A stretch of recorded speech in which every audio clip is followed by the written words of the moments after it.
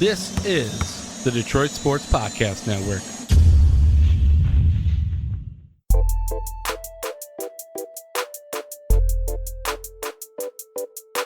All right, what a turnaround in a week, Stroz. And I don't mean anything in Detroit sports. I mean us. A week ago at this time, I was sitting in, I guess, your kitchen, dining room area. Yeah, it'd be my dining room area. Dining room area. I don't even know what to call it because it's not even like totally a dining room. But it's really not. It's just this weird space. It's just an area that's somewhat unused, at least it looked. But today, I'm sitting on my couch in Houston, and I forgot my own microphone and camera at my dad's. So I'm recording from my phone.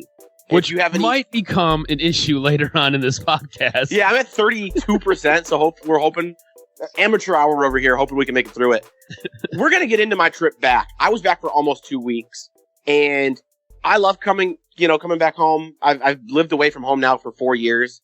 It was the longest trip back home that I've ever had in the 4 years I've lived away from Detroit.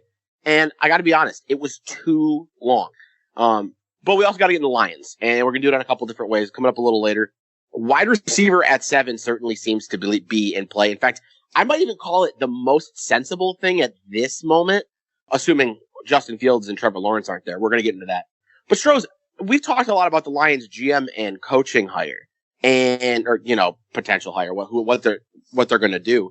And I think rightly so. I know you were freaked out about the idea of them hiring a coach before a general manager. They've done coaching interviews. And I don't even disagree with that. But I gotta say, and I don't have the quote in front of me, my setup today is obviously very weird, but I gotta say, I thought they handled this discussion really well. When they presented the possibility that a coach could be hired before a GM, because they're not looking for the GM to be the coach's boss. But the important note here is they're also not looking for a coach to be the GM's boss. They are looking for a pair that fits hand in hand. And I think the best way to do that, I mean, you could go the Bob Quinn, Matt Patricia route, hire 2 buddies. Obviously, that didn't work out there, and it's not the route that I would go. But I also think you have the option of going the route of interviewing a crap ton of people, which they're doing for both positions, and just seeing who fits, seeing who has the right things in mind. And at some point, I hope that's the step they take. I don't want to say it's what I would do. I still think in very few senses, am I the traditional guy. But in terms of this, I think I would lean traditional, hire a GM. He's the coach's boss. But I'm very open to this. If they get in a good coach, we don't know who good coaches are. If they get in a high-end candidate, somebody who's considered one of the top candidates, I like it. Honestly, I do. I think there's a way to do this and make it work to where it doesn't become awkward or become a situation. Now, all that being said, I don't know if I trust the Lions to do it the right way because, sure, let's be honest, they haven't really done anything the right way ever. So I have a little bit of concern when the Lions start talking about trying to maybe reinvent the wheel or trying to do things a different way. But I think what you can do, this goes kind of hand in hand with what you said. I think you can hire your coach first, and then you can hire your GM. And there's a way to kind of back channel it all to make sure that, look, if you're interviewing for a GM job, you should have a short list of anywhere from 3 to 5 head coaches who are that you're looking to work with. And if that head coach that the Lions end up selecting before they select a GM, if that's the route they go, if he's on that list, I think then it works out okay. Well, but here's the thing. I'm always skeptical when the Lions want to do something completely different. I think skepticism is fair. I thought the way that they described it was good. They're not saying we will hire a coach. Like, that's what I don't want. Right. I don't want the Lions to say we're hiring a coach and then a GM. The coach will be the GM's boss. I don't want that. I don't think interviewing both and trying to find 2 that fit together is as much of an issue. And I'll say this, it's risky, but I'm okay with that. I think it's already so hard to find the right guy for both these positions in the NFL. I don't mind them taking a risk. And you say you don't like them trying to reinvent the wheel. You don't trust them to do that. And I get that. Here's where I would push back. Do you believe John Harbaugh in Baltimore works with the GM? I believe they have a relationship. Do you believe he works for the GM? Oh, works for the GM. Because that's what the Lions are saying. The Lions are saying they don't want the coach to work for the GM. They want this to be a partnership. And what I would tell you is maybe it didn't start that way, But when coaches find themselves established, I think that they all end up being a partnership. I would tell you that John Harbaugh does not just work for the GM. I would tell you that Pete Carroll does not work just for the GM. I would tell you that most likely Mike Tomlin doesn't. We know that Bill Belichick plays a heavy hand in player personnel. So what I would tell you is when you have coaches who are established and successful, it ends up being a partnership anyways. So maybe the Lions are trying to jump ahead and get there before we know the coach works. But I don't think they're trying to reinvent the wheel. I think they recognize that high-end organizations often have a pair that works together, and they want to attempt to replicate that early. Again, I think it's risky, it's different, but I don't think it's wild, if that makes sense. I don't ever think that the head coach works for the GM. And I know it kind of works out that way because the GM usually has all the power and can fire the head coach at any time. But I think more to what you said, when you're a good organization, you have a good culture, and you're a winning organization, it becomes a partnership. It becomes very much a hand in hand. We are working together. We're trying to find the right pieces, and we're trying to basically put this Rubik's Cube together to get as many wins and win a Super Bowl as possible. Well, I mean, I'm not saying they clash against each other by default, but I do believe the coach works for the GM. Like, I believe the GM is trying to find the pieces that best fit the coach's, like what the coach wants, but I believe the GM is making those decisions. In the average, like, I'm trying to think new hire situation. But when you're talking about the top end teams, the coaches who have established themselves, I think that changes a little bit. And I think you're just jumping ahead. I think what you're doing is you want the coach to occasionally be able to override the GM in a draft pick. And maybe I'm wrong. Neither of us are in NFL draft rooms. We don't really have this information. My perception has always been the GM has the overriding say. The former Texans GM, Rick Smith, talked about this recently. He's the one who drafted Deshaun Watson. And he said basically nobody else wanted him. And he tried to convince them that he couldn't, and he decided, like, sometimes you gotta make the call. And that's fine. Your GM's gotta be able to do that. All I'm saying is I want a partnership where at times the coach can say, no, this is what needs to happen, and that's what happens. And I do think that happens in New England, in Seattle, in Pittsburgh, in Baltimore. I don't think that happens for a new hire very often. And I'm okay with taking the risk of being there on day one. I agree with you that the head coach, because you have to remember too, the head coach knows what he needs on the field, knows what he wants in certain positions, and knows what he has to have in order for either his scheme to work or for whatever fit he's running. So I agree with you where I want the head coach to be able to have some say, but at the same point, I do, like you said, I want the GM to be able to have the final say and say, you know what? No, we're going in this direction. No, but see, what I'm saying is I don't always want that to be the case. That's where we're not in lockstep. I'm saying I like the idea. Like, I can't think of honestly, what we do is the perfect example, Stroz. Neither of us works for the other. There are times when I might like a topic and you might not, and you can override me and say, we're not going to do it, and vice versa. Mm-hmm. What I'm saying is in a GM coach relationship, a standard GM coach relationship, the GM gets the final say. Between me and you, there is no final say. We have never once come into a situation where one of us said, tough shit, I'm making the call. That's never happened. And what I'm saying is I like the idea of a world where you can find a coach and GM who are willing to step out of each other's way in the right moment. And I think it's a very hard thing to find.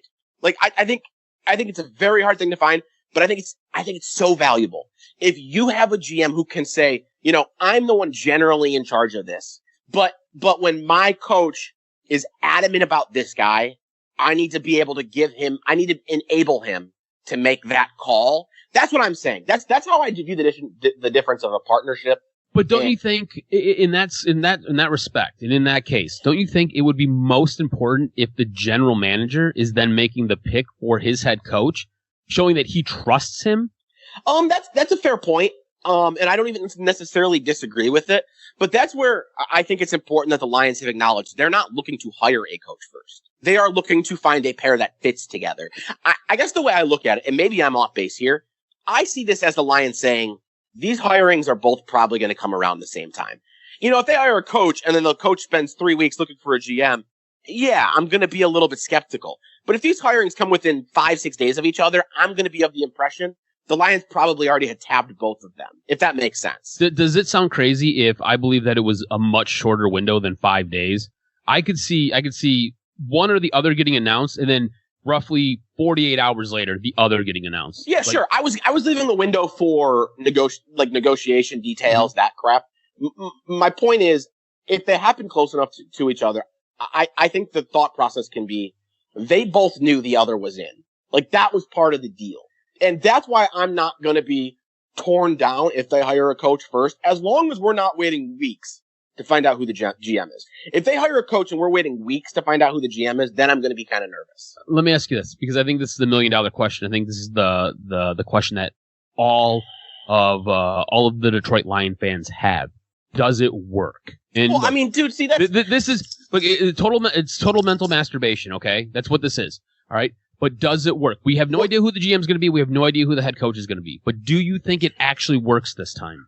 Well, this is the problem with that question. We're basing that on we are exclusively basing that information on what we know about people who ran the Lions who don't even currently run the Lions. Like, what? We're working on such little information. And by the way, I think even if you had the single greatest owners in football, things lean towards no. So I guess my answer, honestly, I don't even mean to insult you here. Sometimes I mean to insult you, and I don't here. But I don't respect that question. See, I think it's funny because I lean towards I think it might work out actually if they do it this way. Which is just because it is so different. They've not taken this approach yet. So it's one of those things where you've tried everything and it's always failed. It's always bit you in the butt.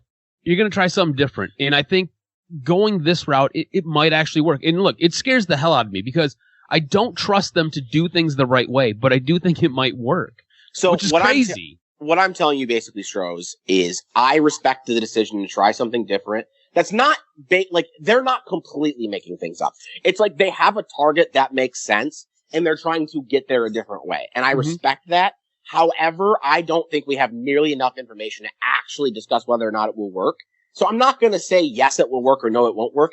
All I can say is I respect the thought process. I think we should revisit this. Sure. After everything is said and done. Once all the dust settles, and whether it's the head coach gets hired first or the GM gets hired first or vice versa, I think then when we see who we have as the general manager and as the head coach, I think then we maybe sit down and we kind of reevaluate this whole process and we decide, we kind of plant our flag and say, yeah, they got it right, or no, this is probably going to be another Matt Patricia, Bob Quinn situation where it's just going to fail horribly.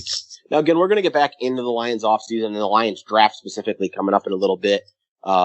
Wide receiver at 7 seems like a possibility. Devonta Smith, of course, just won the Heisman. Something that hasn't been done at wide receiver since, do you even know the answer?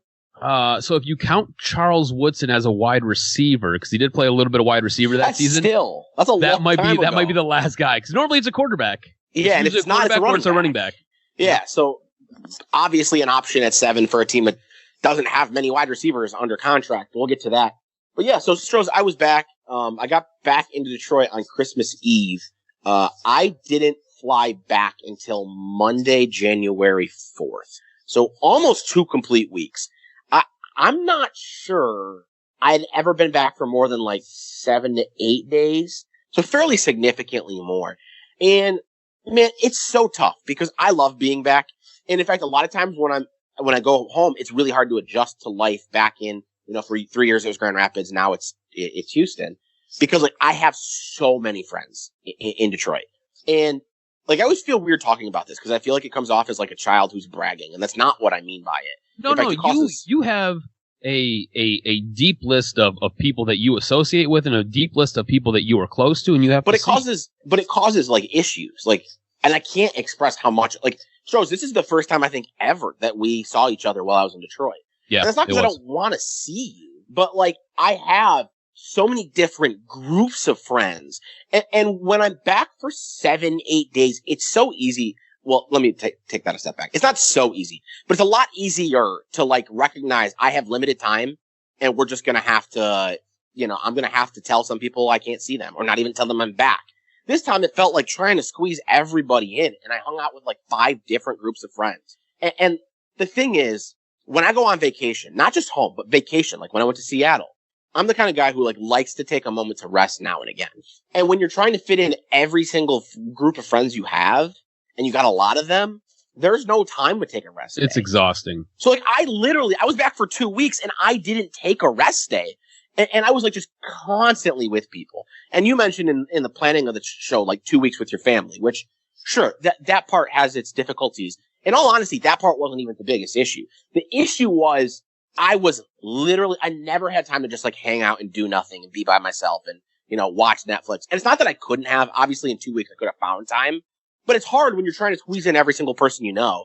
Mm-hmm. And it's just, I would say the last 3 or 4 days, I was just kind of ready to be done with like racing to see people. Let me ask you this. Do you find it difficult? Because I have this situation sometimes come up too, because I've got different friends from different parts of my life. And sometimes those friends, they don't mix well. Do you happen to have that problem where it just becomes a little bit awkward? It's not so much that they don't get along, it's just a little bit awkward. What I would tell you is I actually think, I wouldn't say no, but I would say the majority of my friends would mix fairly well. The problem is it's not individual friends. They're all different groups. So like I have a college radio group. I have the group from, I'm not kidding, like my closest friends since like elementary school. I have the group that I hung out with through high school. I have, even within college radio, I have different groups of friends. So mm-hmm. it's kind of tough when you just can't blend your college radio group with your elementary school group. If it's one person, sure, whatever. I hung out with some friends from college radio days and they had family over. Like they had brothers and sisters over. That wasn't a problem. But like to try and mix in another group, it just volume wise becomes an issue, especially in the middle of a pandemic. For sure. I totally understand that. I totally get that. What was the hardest part of coming back? Like what day was it? Did you have like multiple people staggered for the day to kind of go visit them? You know what? No, I don't think I did that once, which is funny because I've done that on shorter trips. Mm-hmm. But I don't think I did that once while I was back. I don't know. I would say, and the thing is too, like I've talked about it before. I'm making these TikTok videos mm-hmm. and I'm posting one every single day. So that was something I also was doing while I was home, trying to squeeze that in. It was just, I would say so I flew back on a Monday. I think it was January 4th was a Monday. I would say by that last Friday, I was just ready to be done. I was ready to just sit at home and watch Netflix all day. And it's like you can't get yourself to do that when you're at home, right? Mm-hmm. When all your friends are around. But I would say by that Friday, I was ready to just stop seeing people and just hang out by myself. What I want to ask, because I don't want this just to be you interviewing me about a trip home. Like, have you ever had any sort of vacation, be it time off or traveling, that was just like too much? Like you were ready to be done? I tend to find myself towards the end of most of my vacations where I'm like, okay, cool. It's good to go back home. Like I'm ready. People say that, and I don't want to say that they're lying, but mm-hmm. I don't relate to it usually. Like when I went to Seattle, I wasn't ready to go home because I was allowing myself to rest. Like I feel like that's the difference in how I vacation, right? See, yes, because I definitely don't allow myself time to rest. Like I went to people aren't ready to be home. That's bullshit. They're just ready to allow themselves to rest, which is not something they'll do when they're on vacation. Well, here's the thing. So a couple years ago, I went to Brazil, and I was there for 10 or 12 days. And by the end of it, I was ready to come home. Like I was done. I was good. And a lot of that had to do with who I was staying with and me just kind of missing random comforts of being home. Like there's something to be said about you being able to walk from the bathroom to your bedroom with no clothes on. You know what I'm saying? Or just being completely comfortable in your surroundings. Whereas when you're someplace else or you're staying with somebody else, it becomes a little bit difficult. You came back and you stayed with your dad, right? Right. And you don't have as much freedom as you have staying at your own place. So there's just a little bit of decorum that has to go along with wherever you're staying at. And I found on that trip specifically, I was ready. I was ready to be done. by the time day 8 rolled around. And then... Now, have you been to Vegas? I have. I love Vegas. Would you agree Vegas is generally something that people need to do in shorter trips? Yes. What if I told you the first time I went to Vegas, it was 5 days? I feel like 5 days is the most you can do. Oh, I think 5 days is way too much. Yes, I think 5 days is probably the most you should do in Las Vegas. I think 3 days is the most you should do in Vegas. I think 5 is being a psychopath. And I was there with college radio friends.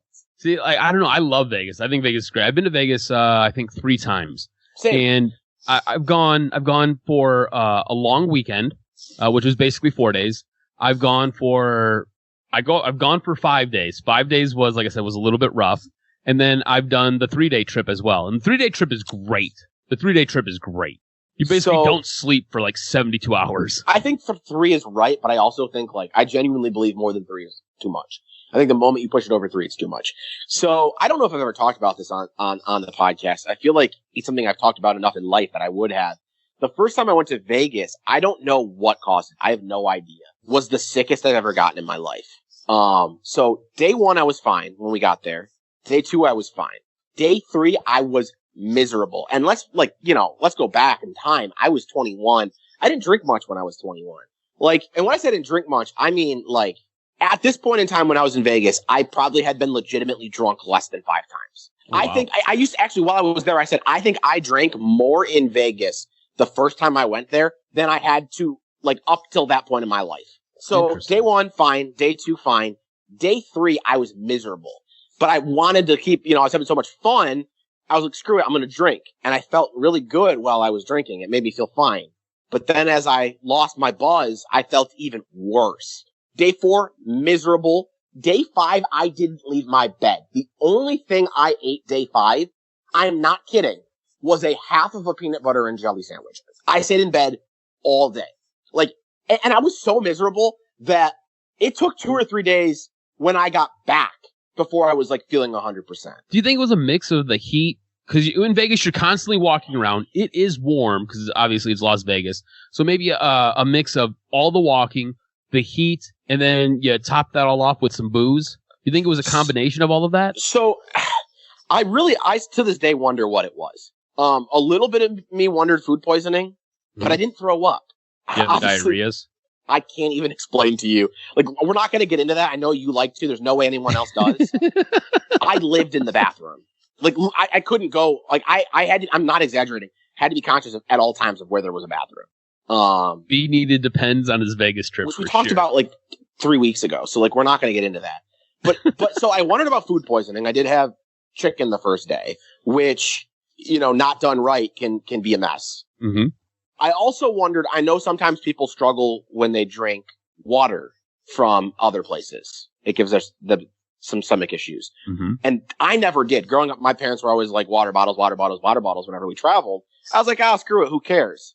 It's funny because ever since then, I won't touch water in an area I'm not from anymore. Oh, really? Because that was where my mind went back then. I don't know if it's accurate. So let me ask you this. So you moved to Houston. For a little bit, did you just drink water from water bottles? For a little bit, I did. For a little bit, I was like, man, I'm nervous. Interesting. A little bit was probably 3 or 4 months. And then I was like, okay, whatever. Then I started just using filtered water. I bought a filter, which I'm sure didn't do crap, but mentally made me feel more okay with it. And now I'm just adjusted to it. Mm-hmm. But it was a thing that bothered me. I have to imagine alcohol played a role. Yeah, I would assume so. I don't know if it's what made me sick, because it was 5 or 6 days. I don't know that it's what made me sick, but dude, I was super sick and drank and felt better. I was like, oh, cool. Maybe I'll feel better when I'm, after I'm done being drunk. And the answer was no, you feel way worse. That's how you know when you're just going on a bender, when the only thing that makes you feel better is the booze. So I've done that before too. I've drank 10 days straight, and the only way I felt good was when I was drinking. And then coming down off of that was pretty horrible. I might have been an alcoholic when I was younger. I bet you. So I only drank in those 3 days. I didn't drink it all the 4th or 5th day. So I want you to know, when I went for 5 days, I was 21 as well. In my 5th day, I tied a good one on that night, the night before I left. And that 5th day, I was absolutely useless. I was horrible. I went with my mom and my stepdad. That's where my mom took me for my 21st birthday. And that was kind of My grandmother was supposed to take me to my Imagine going 21st with your birthday. college radio friends, though. Well, yeah, well, it would have, I don't know. I was pretty off the chain. My mom was like, I'm good. I'm going to leave. And I was like, all right, great. And it was like, I don't know. I was left to my own devices walking the strip of Vegas. And that was 21-year-old me was kind of a savage. So, but yes, with your friends, it probably would have been 10 times worse. All right. At Brendan Riley _ at Stroz on Twitter. Have you ever been on a trip that was clearly too long? You were ready to be done.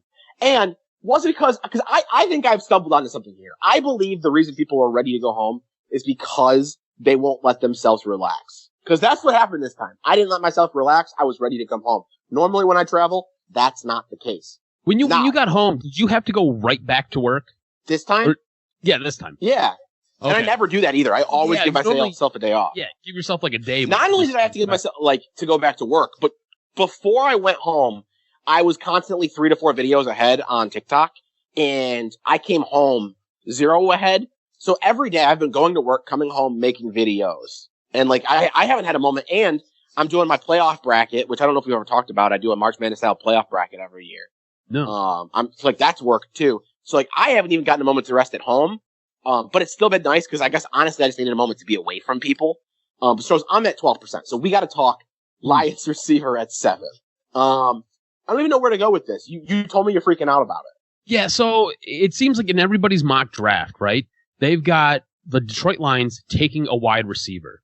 And I think if this happens, I'm going to lose my mind. We kind of touched on it a little bit last week, and I was like, I don't really know. But now the more and more I'm thinking about it, right? And you said that they were going to end up at 7, and you called it. You dead nuts called it. Yeah, I predicted that none of the teams who suck would beat good teams.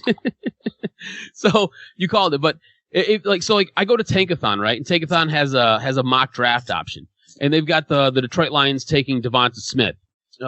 What's his nuts from ESPN? Todd McShay. Todd McShay just released his mock draft. He's got them taking Jamar Chase, a wide receiver out of LSU. And I'm over here just in epic freakout mode because I can't, I just don't think you could take a wide receiver at 7. Wide receivers, I feel like, are a dime a dozen. You can basically go anywhere and get a wide receiver who's going to perform. Are you okay with drafting a running back high? It depends on if they're special or not. Oh my God, I hate you. If you okay, so I don't disagree with your premise here. I wouldn't say they're a dime a dozen, but there are a lot of really good receivers who weren't drafted in the first round. Mm-hmm. However, the running back is the most useless position in football, and there's undrafted free agents in the top 5 in yardage. There are all-time great running backs that were undrafted. Mm-hmm. So I'm not trying to, I just think it's a little hypocritical to be okay with drafting elite wide running backs high, but not elite receivers. I will say. Do you not agree that for this team at 7, if you're not going to go the direction of quarterback just because of whoever's available, you should probably invest either on the defense or we both agree edge rusher is extremely important. They don't have enough edge rushers on this team. This is an indictment on where the Lions are, but it should be when you're picking at 7. I think the Lions, for the most part, should go best player available. Outside of drafting an offensive lineman, I'm not sure. Offensive line and running back are the only things off the table for me. If there was an elite corner, I'd take it. If there was an elite safety, I'd take it. If there's an elite linebacker, I'd take it. Elite defensive line, I'd take it. There's really not. There's really, right now, and things change, maybe we'll be looking at things differently. But right here, right now, we're not really looking at special defensive players in that spot. Jamar Chase or Devonta Smith are viewed as special players. It's worth noting, wide receivers haven't even gone in the top 10 in some time. I think it's been 3 or 4 years since the last wide receiver went in the top 10. So it speaks to what these guys are viewed as. Now I'll say this, the history of wide receiver top 10, not great. There's a lot of misses. Now there's some big hits too, but there are a lot of misses. Corey Davis, Mike Williams, both top 10 picks. Solid NFL receivers, not top 10 picks. Kevin White, top 10 pick. Trash. Amari Cooper, top 10 pick. Probably good enough to justify it, but I would say right on that border. So it's scary. And it would scare me. But when you are where the Lions are, you need special players. That's what I would say. The Lions need special players. And what I want them to draft is best player available to give them the best chance at special player, because Quintez Cephas is the only wide receiver under contract. And I think he looks really good for a 5th round draft pick, but he's not a special player. They need special players anywhere they can find him. And so that's why I would be okay with a Devonta Smith or a Jamar Chase. See, if I'm at 7 and I can't get my quarterback of the future, I just can't be okay with taking that wide receiver. I would be so open to either A, moving back because obviously you don't have enough draft capital. Of course. I mean, everyone's always down to move back. That's never even a debate you have to have, unless there's a quarterback. Like, if you could get a guy like Gregory Rousseau, right, edge rusher out of Miami, you could pair him with anybody on this defense, because obviously this defense is a massive problem, and I think that instantly makes your team better. I don't know if he's going to be a special player. That's the problem. That's the problem, Stroz. I don't think you can always go best player available. That was the mantra under Mayhew, right? Mm-hmm. And it worked really well early because they were terrible. When you become a good football team and you're picking in the late teens, the early 20s, now you have to get guys who come in and make an impact on day one. Picking at 7, that's not the case. Jeff Okuda's a good example last year, right? I didn't care that Jeff Okuda couldn't be the best cornerback on day one. This team has too many holes. And for that reason, it's not about the guy who comes in and makes a difference now. It's about the guy who 3 or 4 years from now is one of the best players in the draft. And I happen to think Devonta Smith and Jamar Chase both have a real chance of being that at wide receiver. And I would agree with you. They have a chance of giving Matt Stafford or whoever the next quarterback is the best quarterback this franchise has had since Calvin retired. I would agree with you with that. It just comes down to, I think wide receivers are so plentiful and you can find them pretty much anywhere. I have a hard time investing a 7th round or 7th overall pick in a position that you can basically find with undrafted free agents, or you can find later in the draft. It becomes this is a really deep draft for wide receivers too. It becomes a little bit like tight end. If you're going to draft the guy there, he needs to. That's why I said Amari Cooper is like on the border. Amari Cooper's a damn good wide receiver. Mm-hmm. Is he a top 5 wide receiver in the league? I don't think so. Is he top 10? Maybe he's finding his way close to that mark. I don't even know if he's top 10. So you need to draft a Julio Jones or an AJ Green. That's what I was going to say. I think the prime example of the guy would be Julio Jones, a guy who comes in and he is so damn impactful for 5, 6, 7, 8 years. Yeah, that's what he needs to be. And the same thing I said about TJ Hawkinson. Even right now, as good as TJ Hawkinson looked this year, I still don't think you can say the pick is justified.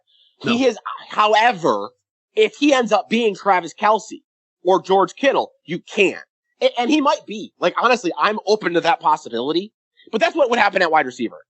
And I do understand your hesitation with it because there are a lot of great 2nd, 3rd, 4th round receivers. But wide receiver is a need. It just is. Oh, yeah. And so if you can add a special player at, I'm not going to be, I will be nervous if they take Devonta Smith. Nervous but excited. But I will be nervous. So I understand. Does his size scare you at all? I don't give a crap, honestly. He's 6'1", 175. That's kind of slight. I think that there are so many ways. I will say, I prefer the big-bodied wide receiver if I'm drafting that high. Mm-hmm. But I think the speed thing can work, especially if you look at the best way to build your team right now in the NFL, at least offensively, is speed. And if they try to go that way with quarterback in the future, I have a hard time complaining about it. Even San Francisco, you look at Brandon Ayuk and Deebo Samuel, right? Neither of those guys are what you think of as wide receiver ones, but they can both, make a guy miss, run by a guy. It's not my preferred wide receiver 1 style, but I know it doesn't bother me. It makes me just a little bit nervous just because you have some pretty solid safeties and you have some pretty solid cornerbacks that have no problem when you get a ball up high, hitting you a little bit low and just taking you out of a game. I mean, look at Kenny Golladay, right? Kenny Golladay hasn't played since I think it was the Atlanta game where he ended up getting hit and landed on that hip, and that hip's bothered him all season long. One little difference there. Kenny Golladay is incredible in tight spaces. The problem is he's always in tight spaces. Mm-hmm. He has no separation. If you're drafting a Devonta Smith, you're hoping he's not going up for those kind of catches very often. For sure. I agree with you. Does either one give you more comfort, Devonta Smith or Jamar Chase? I think Devonta Smith is probably the overall better, more refined product, but I think Jamar Chase, because of his size, he's about 25 pounds heavier and thicker. I think that would be the direction I would lean if if you basically stuck a gun to my head and said, hey, you have to pick one of these two guys, I'd probably go Jamar Chase. We'll obviously get into this way more. I'm at 5%, so we got to run, and I think we got a pretty good conversation on it. Mm-hmm. I understand where you come from, but I don't agree. This is a very civil podcast, I would say. It was. I thought for sure there was going to be some blood and guts, but there definitely wasn't. I mean, I get it. I really get it. And maybe I'll fall in love with a defensive player and things will change. Because in my dream scenario, Stroz, I would go defense too. But my dream scenario doesn't exist. And I think Devonta Smith and Jamar Chase are going to be better prospects than what's available defensively. This is all going to change too as we get closer to draft day. Absolutely. That's why I said we'll get into it again. This is just a very early look. Yeah, and we'll get into it again in the future. It kind of popped up too with Devonta Smith winning the Heisman, of course. So we had to touch on it now. But that's going to do it for this week.